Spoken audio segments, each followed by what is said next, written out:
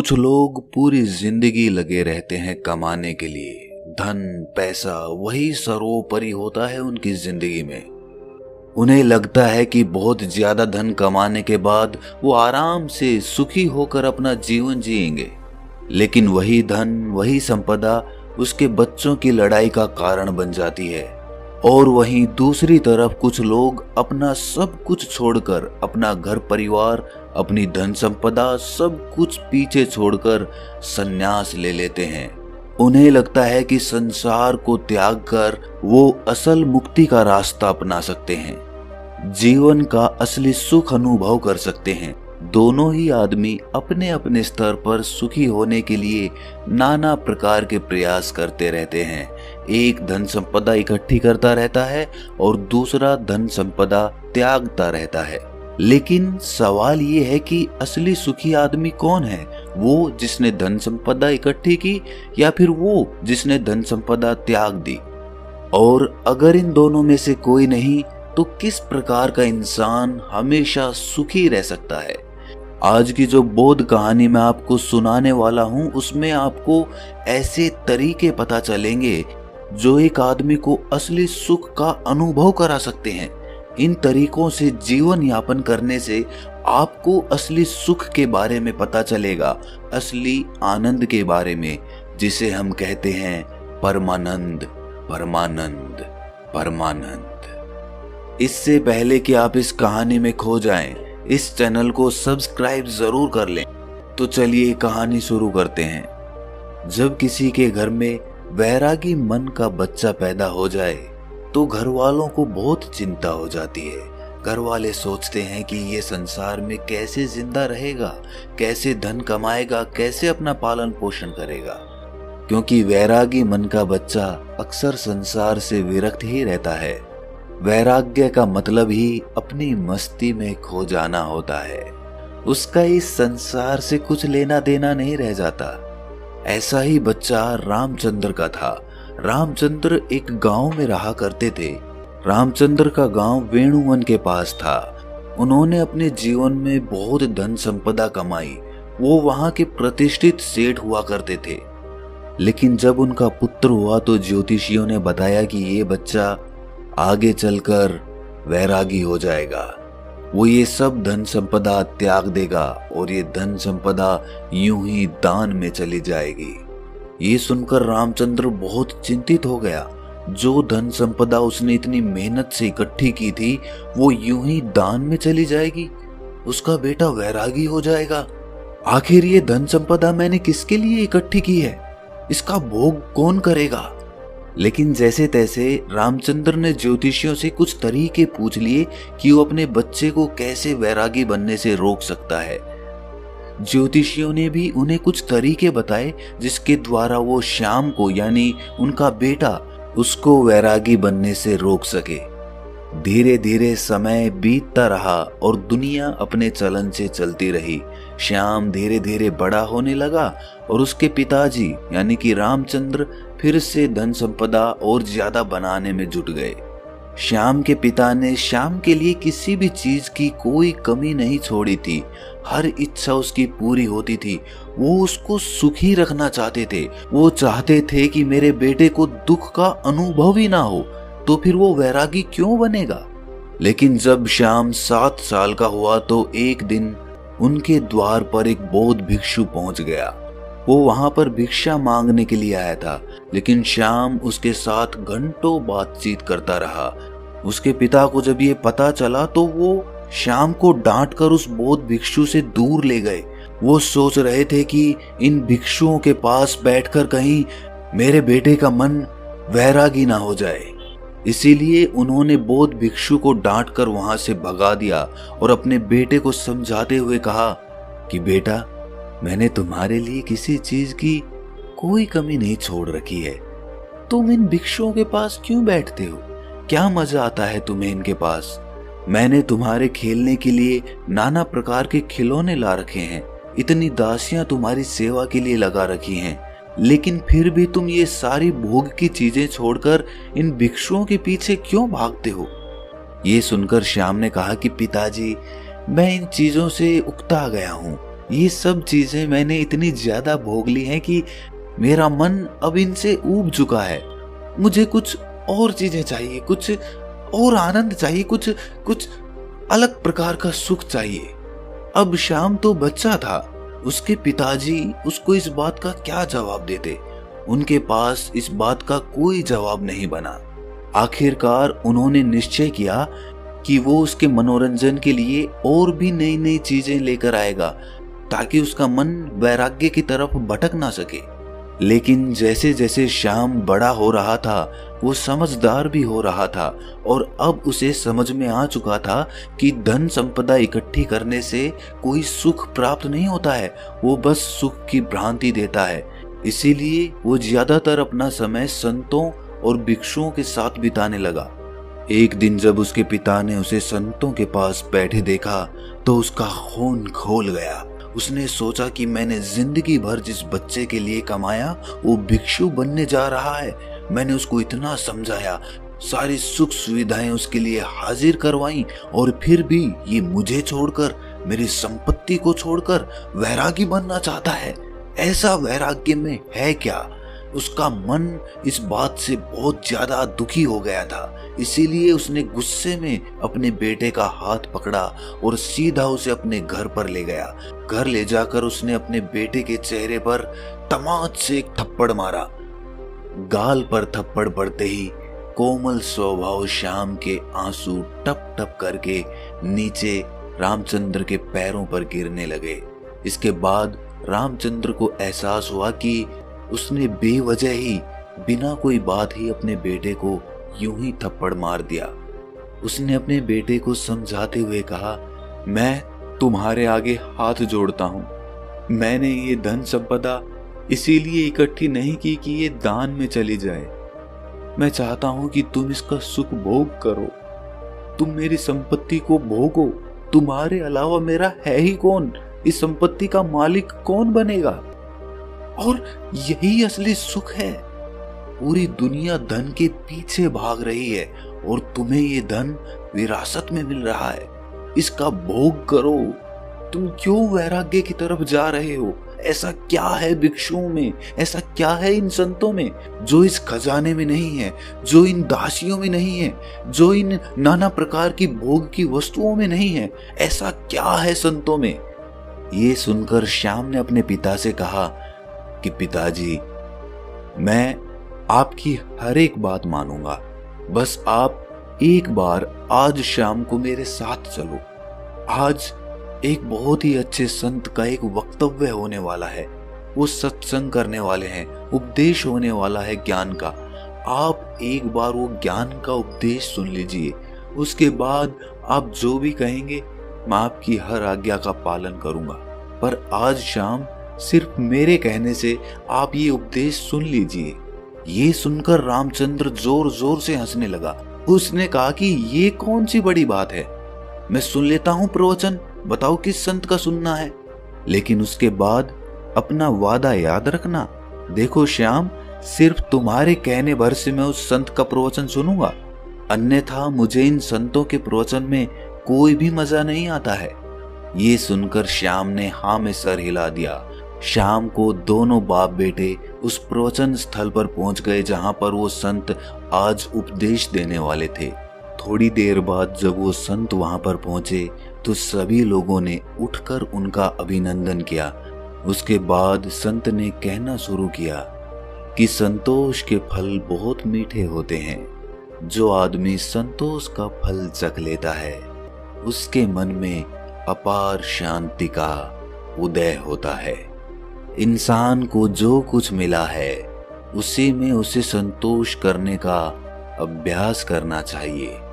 कोई आदमी गरीब है तो कोई आदमी अमीर है, लेकिन दोनों में ही ज्यादा धन पाने की इच्छा है, ज्यादा धन पाने की लालसा है।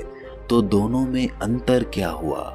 लेकिन जो इंसान जितना है उसी में संतोष करना सीख लेता है तो उस इंसान ने परमात्मा की तरफ अपना पहला कदम बढ़ा दिया। तो वहीं पर सभा में एक विकलांग आदमी बैठा हुआ था। ये सुनकर उसका मन उद्विग्न हो गया।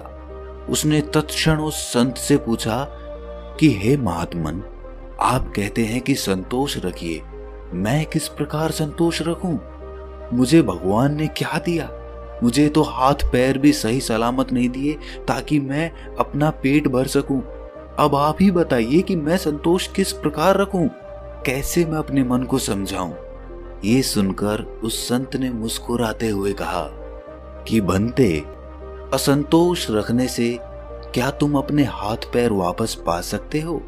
ठीक है, मैं कहता हूं कि तुम संतोष मत रखो, तो उससे क्या फर्क होगा? क्या भेद पड़ेगा? अरे तुम्हारे हाथ पैर तो फिर भी नहीं आएंगे, लेकिन असंतोष की वजह से तुम अपने मन को, अपने चित्त को दुखी जरूर कर लोगे।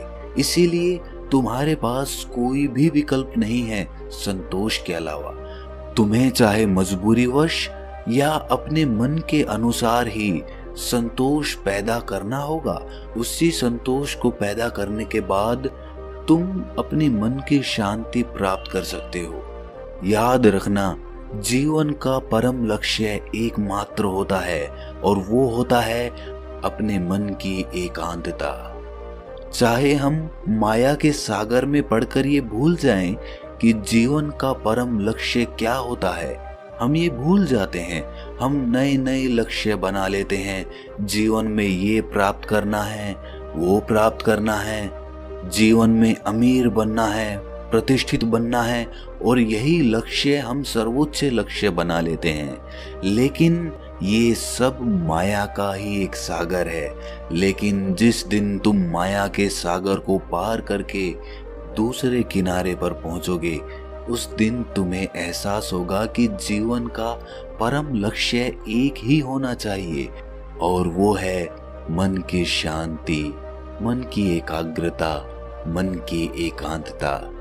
और जब तुम अपने मन के एकांत को पहचान लेते हो, उसे अनुभव कर लेते हो, उसके आनंद को चख लेते हो, तो फिर व्यर्थ के लक्ष्य, व्यर्थ की चिंताएं, सब कुछ पीछे छूट जाता है और बच जाती है एक चीज, और वो है मन का एकांत। इसके बाद उस संत ने उस विकलांग आदमी से पूछा कि चलो तुम ही बताओ, अगर तुम्हारे हाथ पैर होते तो तुम क्या करते? क्या तुम उस वक्त खुश रहते, सुखी रह सकते? जरा सोचो, अगर आज तुम्हारे हाथ पैर आ जाएंगे तो तुम अपने जीवन में नए लक्ष्य स्थापित कर लोगे कि मुझे ये बनाना है, मुझे ये चाहिए, मुझे वो चाहिए, और उसके बाद वो नहीं मिलेंगे तो फिर से मन में असंतोष पैदा होगा। असंतोष का हमारे शरीर से कुछ लेना देना नहीं है। उसकी उत्पत्ति तो मन से होती है, चीजों का भराव तो मन से होता है। अक्सर मैंने विकलांग लोगों को हंसते हुए देखा है और हट्टे कट्टे तंदुरुस्त लोगों को रोते हुए देखा है। तो संतोष और शांति का आपके शरीर से कोई लेना देना नहीं है। अपने मन को परिपक्व कीजिए, अपने मन को समझाइए, विवेक पैदा कीजिए कि माया के सागर को पार करके मन की शांति तक कैसे पहुंचना है। और माया को समझने के लिए हमें कोई वैरागी नहीं बनना है। वैराग्य तो छोड़ना होता है, छोड़कर भाग जाना होता है। हमें पहले माया को संसार में रहकर समझना होगा, और जब हम माया को समझ जाएंगे तो उसके बाद हम सुखी मन से, तृप्त मन से संन्यास या वैराग्य धारण कर सकते हैं। माया में जकड़ा हुआ आदमी सुख संपत्ति को ही असली सुख समझता है। संपत्ति, धन, प्रतिष्ठा, यही उसके लिए सर्वोच्च होते हैं। लेकिन अगर वो अपना विवेक माया से कभी ऊपर उठा पाया तो वो जरूर ये एहसास कर पाएगा कि असली सुख और असली आनंद का इस धन संपदा से कोई लेना देना नहीं है। वो तो निरंतर है। वो परमानंद तो किसी चीज से जुड़ा हुआ नहीं है। वो तो सिर्फ परमात्मा के लिए है, उस शाश्वत सत्ता के लिए है जो उसको माया से पार उतार रही है। प्रभु का स्मरण या कहें कि ध्यान, ये दोनों चीजें आपको माया से ऊपर उठाकर एक नया नजरिया प्रदान करती है और वही नजरिया परमानंद का होता है। ध्यान और प्रभु के स्मरण के अलावा अगर हम प्रेम का रास्ता चुनते हैं, दिव्य प्रेम का, तो भी हम उस परमानंद को हासिल कर सकते हैं। और प्रेम का रास्ता ध्यान के रास्ते से कहीं आसान है। इसीलिए दिव्य प्रेम का अभ्यास कीजिए, वो प्रेम जो किसी चीज से जुड़ा हुआ नहीं है, जो स्वतंत्र है, जो आजाद है, जो सभी प्राणी मात्र के लिए है। 3 रास्ते जो माया से ऊपर उठाकर परमानंद की स्थिति प्रदान करते हैं, ध्यान, प्रेम और प्रभु का स्मरण। आप कोई भी रास्ता अपना सकते हैं, सभी रास्ते एक ही मंजिल पर पहुंचते हैं। आज की युवा पीढ़ी अक्सर अपना समय गीत सुनने में लगा देते हैं, फिल्मी गीत, सिनेमा इत्यादि में अपना समय बिताते हैं। लेकिन हमारे पूर्वज हुआ करते थे जो सुबह और संध्या दोनों वक्त आरती और भजन किया करते थे, ढोल बजाते थे, कुछ लोग गाते थे और साथ मिलकर भजन कीर्तन किया करते थे। एक सत्संग होता था। लेकिन आज की युवा पीढ़ी इन सब चीजों को पीछे छोड़ चुकी है। भजन, आरती, कीर्तन, सत्संग इत्यादि करने से क्या होता है? आप उन लोगों को अंधविश्वासी कहते हैं। क्या आपको इसके पीछे का विज्ञान पता है कि भजन कीर्तन करने से मन के कौन से द्वार खुलते हैं? चलिए मैं आपको बताता हूँ। जब भी हम कोई भजन कीर्तन करते हैं, उसमें शामिल होते हैं, तो उसमें हमारा चित्त शामिल हो जाता है। कोई आदमी बजा रहा होता है, कोई गा रहा होता है, कोई ताली बजा रहा होता है और इस भजन और कीर्तन के साथ अपनी जिंदगी के अतीत की चिंताएं पीछे ही छोड़ देता है और उसी भजन में उसका मन लग जाता है। वो मन धुल जाता है, वो मन पवित्र हो जाता है, जैसे किसी ने हमारे मन को साफ पानी में धोकर बाहर निकाल लिया हो। ऐसे ही क्षण होते हैं ध्यान के और वही क्षण भजन, कीर्तन और सत्संग में मिलते हैं। इसीलिए आज के बाद कभी भी ये मत सोचना कि भजन, कीर्तन और सत्संग सब व्यर्थ होता है। व्यर्थ कुछ नहीं होता, व्यर्थ होती है हमारी सोच। इसीलिए युवा पीढ़ी से मेरी गुजारिश है कि भजन, कीर्तन और सत्संग या ध्यान, प्रेम इत्यादि में अपना समय बिताएं, इनके बारे में समझें, ताकि आप अपने मन के परमानंद के द्वार को खोल सकें, एक अद्भुत आनंद अनुभव कर सकें। उसमें मेरा कोई फायदा नहीं है, ना ही मेरा कोई नुकसान है। मैं तो बस ये चाहता हूँ कि जो स्वाद मैंने लिया, जो स्वाद मैंने चखा, जो मुझे अच्छा लगा, वो दूसरे लोग भी चख सकें, वो भी उसका स्वाद उठा सकें। ये भजन, कीर्तन, सत्संग वगैरह आप अपने घर पर भी कर सकते हैं, अपने दोस्तों के साथ भी कर सकते हैं। जो समय आप गप्पे लड़ाने में लगाते हैं, वही समय आप कुछ नई कला सीखने में लगा सकते हैं। आप ढोल बजाना सीख सकते हैं, आप कोई भजन याद करके उसको गाना सीख सकते हैं। इससे आपकी कला तो निखरेगी ही, साथ ही आपके मन भी धुल जाएंगे। उनको एक अभूतपूर्व शांति का अनुभव होगा, एक प्रेम का उदय होगा, परमात्मा का द्वार खुलेगा। आखिर में एक बात कहना चाहता हूँ कि अमीर और गरीब दोनों में कोई भेद नहीं है। जब तक आदमी माया के सागर को पार करके परमानंद की अनुभूति नहीं ले लेता, और जिस आदमी ने परमानंद की अनुभूति ले ली, ना तो वो गरीब रहता है और ना ही वो अमीर रहता है। वो सम्राट बन जाता है, क्योंकि उसने वो चीज अनुभव की है जो एक अमीर और गरीब दोनों में से कोई नहीं कर पाया। इसीलिए एक मध्यम वर्गीय आदमी जो कि मेरी ये वीडियो देख रहे हैं, वो भी इस माया के सागर को पार करके परमानंद को हासिल कर सकते हैं। बस उन्हें अपने मन को एक नई धारा देने की जरूरत है, एक नया रास्ता दिखाने की जरूरत है। उसके बाद आप अपने व्यर्थ के लक्ष्य छोड़कर उस लक्ष्य की तरफ चलेंगे जो वास्तविक है, जो वास्तविक आनंद प्रदान करता है। और उसके बाद आपके मन की सारी भ्रांतियां टूट जाएंगी कि असली सुख कैसे प्राप्त किया जाता है। तो दोस्तों, कैसी लगी ये कहानी आपको कमेंट सेक्शन में जरूर बताना, और अच्छी लगी तो इस चैनल को सब्सक्राइब जरूर कर लेना। तो मिलते हैं अगली कहानी में, तब तक के लिए अपना ख्याल रखें।